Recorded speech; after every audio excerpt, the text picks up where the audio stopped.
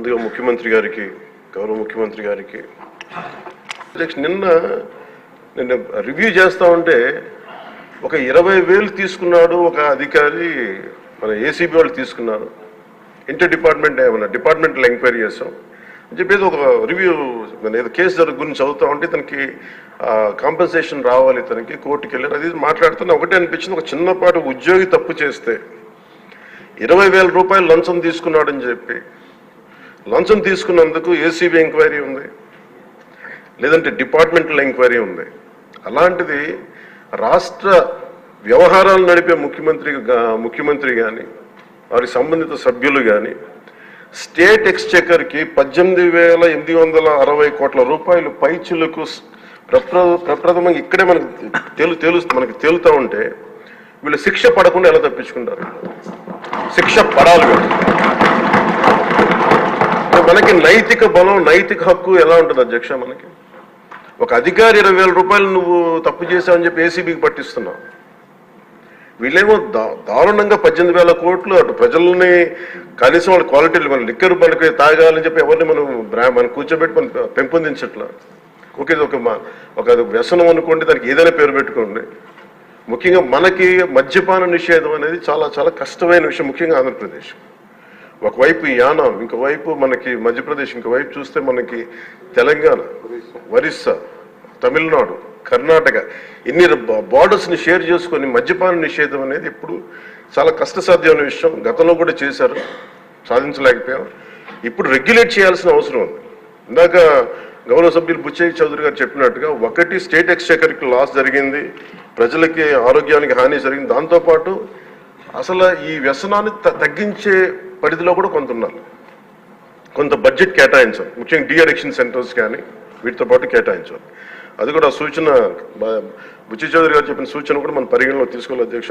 ఎందుకంటే రేపొద్దు మనమే కనుక 18,000 కోట్లు ప్రస్తుతానికి వస్తే దాంట్లో కనీసం ఒక సర్టెన్ శాతం, ఒక 10% అంటాం, ఎంత పర్సెంటేజ్ పెద్దలందరూ కూర్చొని, విఘ్నులందరూ కూర్చొని దాంట్లో కొంత డీ అడిక్షన్కి దాన్ని ఖర్చు పెట్టాలి అధ్యక్ష.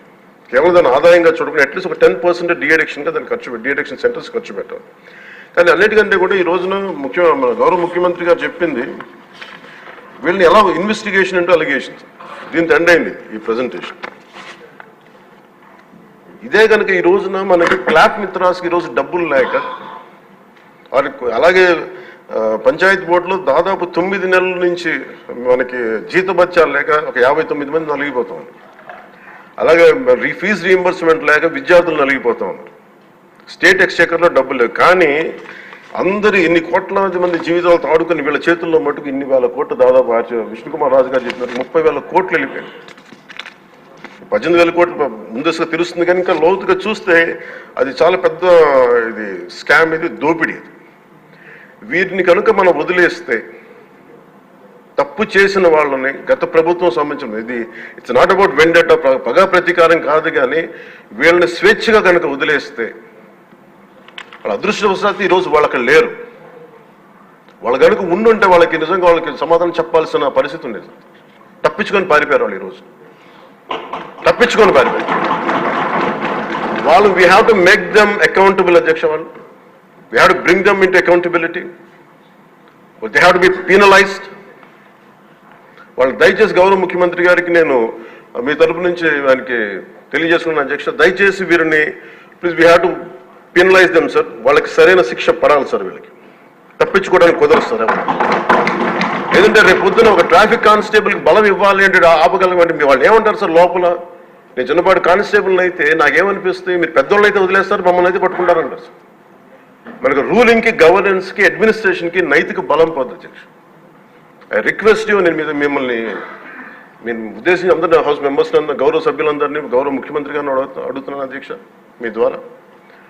They have to be punished and they have to be penalised whoever they are. ఇది వెండెటా, పగ ప్రతీకారాలతో కాదు, కానీ we promised that we will bring back accountability. We promised we were going to give a clean and clear governance. We have to live up to it. Thank you.